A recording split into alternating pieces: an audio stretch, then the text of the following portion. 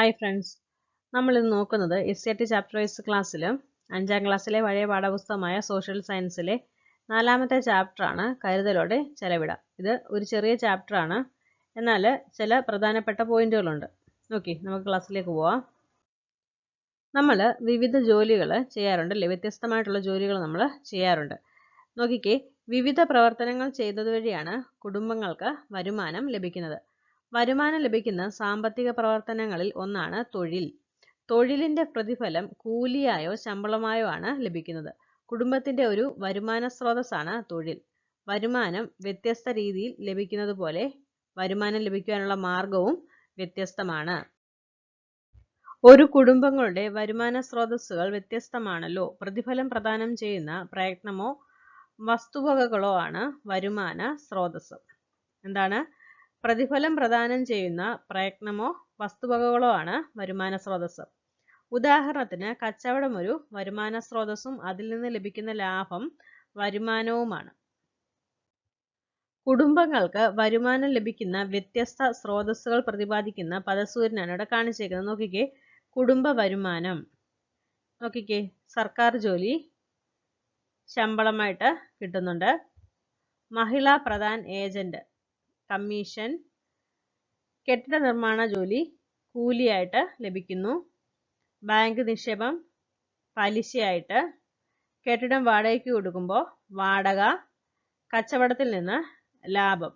അപ്പോൾ ഇത്തരത്തിലൊക്കെയാണ് കുടുംബത്തിലെ വരുമാനം ലഭിക്കുന്നത്. കുടുംബങ്ങൾക്ക് വരുമാനം ലഭിക്കുന്നത് നിക്ഷേപങ്ങൾ, കച്ചവടം, കൃഷി, വ്യവസായം, വസ്തുവകകൾ, സേവനങ്ങൾ തുടങ്ങി വിവിധ സ്രോതസ്സുകളിൽ നിന്നാണ്. കുടുംബങ്ങൾക്ക് വരുമാനം ലഭിക്കുന്നത് എങ്ങനെയൊക്കെയാണ്? നിക്ഷേപങ്ങൾ, കച്ചവടം, കൃഷി, വ്യവസായം, വസ്തുവകകൾ, സേവനങ്ങൾ. ഇങ്ങനെ ഒരു കുടുംബത്തിലെ അംഗങ്ങൾക്ക് വിവിധ സ്രോതസ്സുകളിൽ നിന്ന് ലഭിക്കുന്ന പ്രതിഫലമാണ് കുടുംബാംഗങ്ങളുടെ വരുമാനം.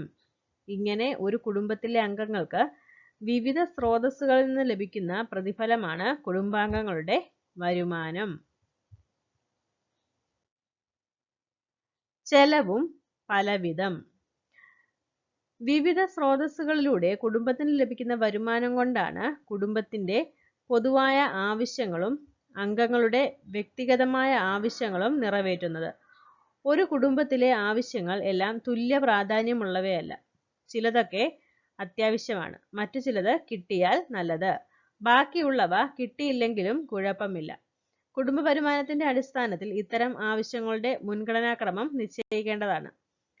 അതനുസരിച്ചാവണം ചെലവുകൾ ക്രമീകരിക്കേണ്ടത്. സാമ്പത്തിക സുരക്ഷിതത്വം.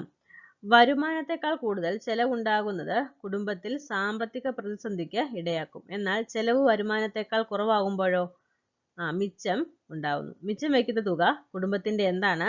സമ്പാദ്യമാണ്. സാമ്പത്തിക സുരക്ഷിതത്വം ഉറപ്പാക്കുന്നതിൽ സമ്പാദ്യം സുപ്രധാന പങ്ക് വഹിക്കുന്നു. സാമ്പത്തിക സുരക്ഷിതത്വം എന്നത് മെച്ചപ്പെട്ട ജീവിതം നിലനിർത്തുന്നതിനോടൊപ്പം ഭാവിയിൽ ഉണ്ടാകാവുന്ന ചെലവുകൾ കൂടി നിറവേറ്റാൻ കഴിയുന്ന സാഹചര്യമാണ്. കുടുംബ വരുമാനം ഫലപ്രദമായി ഉപയോഗപ്പെടുത്തുക വഴി സാമ്പത്തിക സുരക്ഷിതത്വം നേടാം. നോക്കിക്കേ, കുടുംബങ്ങളുടെ വരുമാനവും ചെലവും നോക്കിയാൽ താഴെ പറയുന്ന 3 അവസ്ഥ കാണാവുന്നതാണ്. വരുമാനവും ചെലവും തുല്യമായിരിക്കും. ചില സമയങ്ങളിൽ എന്താണ്, നമുക്ക് കിട്ടുന്ന വരുമാനവും അതിനനുസരിച്ച് തന്നെയായിരിക്കും നമുക്കുണ്ടാകുന്ന ചെലവും. പിന്നെന്താ പറയുന്നത്? വരുമാനം കൂടുതൽ, ചെലവ് കുറവ്. നമുക്ക് വരുമാനം കൂടുതൽ കിട്ടുകയാണെങ്കിൽ നമുക്ക് ചെലവ് എന്തായിരിക്കും? കുറവായിരിക്കും. അപ്പോൾ നമുക്ക് മിച്ചം പിടിക്കാനായിട്ട് സാധിക്കും. ഓക്കെ, വരുമാനം കുറവാണെങ്കിൽ ചെലവ് കൂടുതലായിരിക്കും.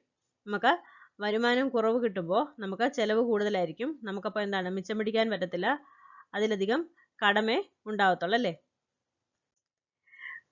മിതവ്യയശീലം. ഇന്ന് ധാരാളം ഉൽപ്പന്നങ്ങൾ നമുക്ക് ലഭ്യമാണ്. ഇവ ഓരോന്നും വാങ്ങുവാൻ പ്രേരിപ്പിക്കുന്ന തരത്തിലുള്ള പരസ്യങ്ങൾ ധാരാളമുണ്ട്. പരസ്യങ്ങളുടെ പ്രേരണയാൽ അമിതമായി ഉൽപ്പന്നങ്ങൾ വാങ്ങുന്നത് ചെലവ് വർദ്ധിപ്പിക്കും. മാത്രമല്ല, നാം അറിയാതെ വീണ്ടും അവ വാങ്ങാനും ഉപയോഗിക്കുവാനുമുള്ള പ്രേരണ ഉണ്ടാവുകയും ചെയ്യും. പരസ്യങ്ങളുടെ പ്രലോഭനങ്ങളിൽ വീഴാതെ വിവേകപൂർവം ഗുണമേന്മയുള്ള അവശ്യ വസ്തുക്കൾ വാങ്ങുവാൻ നമുക്ക് കഴിയണം. ആവശ്യങ്ങൾ നിറവേറ്റുന്നതിന് ഫലപ്രദമായ വരുമാനം ചെലവിടുന്ന സ്വഭാവ സവിശേഷതയാണ് മിതവ്യയശീലം. മിതവ്യയശീലം ജീവിത രീതിയുടെ ഭാഗമാക്കേണ്ടതുണ്ട്. സാമ്പത്തിക സുരക്ഷിതത്വത്തിന് മിതവ്യയശീലം സഹായിക്കും. ലളിത ജീവിതം മിതവ്യയശീലത്തിന് അനിവാര്യമാണ്. ഇവിടെ ഗാന്ധിജി എന്താ പറഞ്ഞേക്കുന്നത് നോക്കിക്കേ.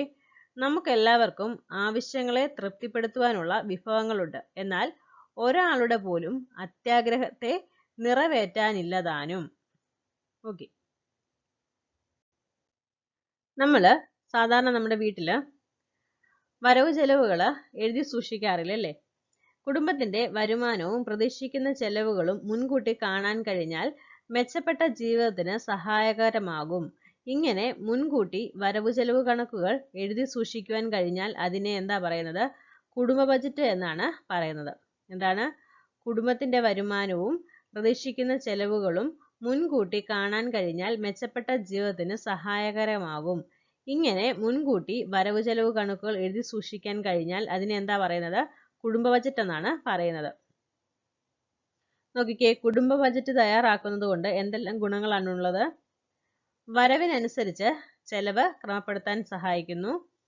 മുൻഗണന നിശ്ചയിച്ച് ആവശ്യങ്ങൾ നിറവേറ്റാൻ കഴിയുന്നു. സമ്പാദ്യശീലം, മിതവ്യയശീലം എന്നിവയുടെ ആവശ്യകത തിരിച്ചറിയാൻ സാധിക്കുന്നു. എല്ലാ കുടുംബങ്ങളുടെയും വരവു ചെലവുകൾ ഒരേപോലെ അല്ല. കുടുംബ ബജറ്റുകൾ വ്യത്യസ്തമാകുന്നതിന്റെ അടിസ്ഥാനം കുടുംബങ്ങളുടെ വരുമാനത്തിലും ചെലവിലും ഉണ്ടാകുന്ന ഏറ്റക്കുറച്ചിലുകളാണ്. നമുക്ക് ചുറ്റും കാണുന്നവരിൽ വരുമാനം കൂടുതലുള്ളവരും കുറച്ചുള്ളവരുമുണ്ട്. ഇത് കുടുംബങ്ങൾ തമ്മിലുള്ള സാമ്പത്തിക അന്തരത്തിന് വഴിതെളിക്കുന്നു. കുടുംബങ്ങൾ തമ്മിലുള്ള സാമ്പത്തിക അന്തരം കുറയ്ക്കുന്നതിനായി കേന്ദ്ര സംസ്ഥാന സർക്കാരുകൾ നിരവധി പ്രവർത്തനങ്ങൾ നടപ്പിലാക്കി വരുന്നു. പ്രവർത്തന ബജറ്റ്. കുടുംബ ബജറ്റ് എന്നതുപോലെ നമുക്ക് ചുറ്റുമുള്ള സ്ഥാപനങ്ങൾക്കും സംഘടനകൾക്കും ബജറ്റ് ഉണ്ടാക്കാം. അതുപോലെ ചിലപ്പോൾ പ്രവർത്തന ബജറ്റുകളും തയ്യാറാക്കാറുണ്ട്. ഒരു പ്രത്യേക പ്രവർത്തനത്തിനോ പരിപാടിക്കോ വേണ്ടി മാത്രം തയ്യാറാക്കുന്ന വരവ് ചെലവ് കണക്കാണ് പ്രവർത്തന ബജറ്റ്. പഠനയാത്രയ്ക്കായി തയ്യാറാക്കുന്ന ബജറ്റ് പ്രവർത്തന ബജറ്റിന്റെ ഉദാഹരണമാണ്.